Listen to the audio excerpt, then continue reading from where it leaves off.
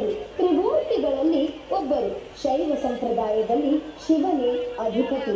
ಶಿವನು ಶಾಂತ ಹಾಗೂ ರೌದ್ರ ಸ್ವರೂಪದವನು. ಆದಿಯೋಗಿ, ನಟರಾಜ ಎಂಬ ರೂಪಗಳನ್ನು ಸಹ ಹೊಂದಿರುವವನು.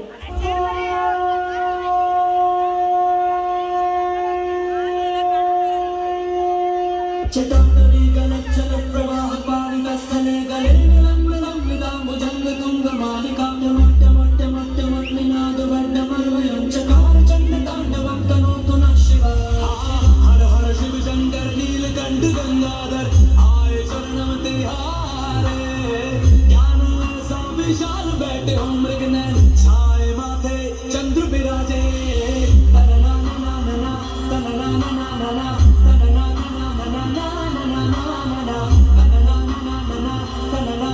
ना तनना ना तनना ना चटापटाह सक्रम ब्रह्मण्यलिंब निर्झरि विलोल वीच वल्लरी विराजमान मूर्धनि धगत धगत धगत ज्वलल्ललाट पट्ट पावके किशोर चंद्रशेखरे रति प्रतीक्षणं मम.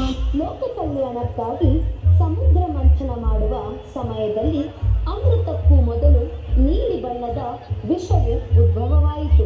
ಆ ವಿಷವೇನಾದರೂ ಲೋಕಕ್ಕೆಲ್ಲ ಹರಡಿದರೆ ಇಡೀ ಲೋಕವೇ ಸರ್ವನಾಶವಾಗುತ್ತಿತ್ತು. ಇದನ್ನು ತಿಳಿದ ಶಿವನು ಆ ವಿಷವನ್ನು ಸ್ವತಃ ತಾನೇ ಕುಡಿಯುತ್ತಾನೆ. ಆದ ಕಾರಣ ಅಂದಿನಿಂದ ಶಿವನು ನೀಲಕಂಠ ಎಂಬ ಹೆಸರಿನಿಂದ ಜಗತ್ಪ್ರಸಿದ್ಧನಾದನು.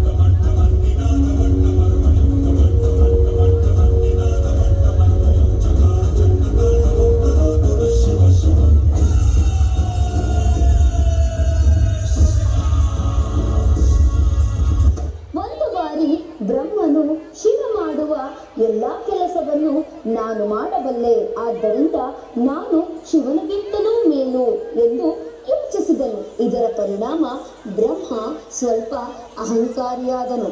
ಆಗ ಶಿವನು ತನ್ನ ತಲೆಯಿಂದ ಒಂದು ಸಣ್ಣ ಕೂದಲನ್ನು ಎಸೆದನು. ಅದು ಕಾಲಭೈರವನ ರೂಪವನ್ನು ಪಡೆದುಕೊಂಡಿತು. ನಂತರ ಬ್ರಹ್ಮನ 5 ತಲೆಗಳಲ್ಲಿ ಒಂದು ತಲೆ ಕತ್ತರಿಸಿ ಆ ತಲೆ ಬುರುಡೆ ಕಾಲಭೈರವನ ಕೈಯಲ್ಲಿದೆ. ಇದರಿಂದ ಬ್ರಹ್ಮನ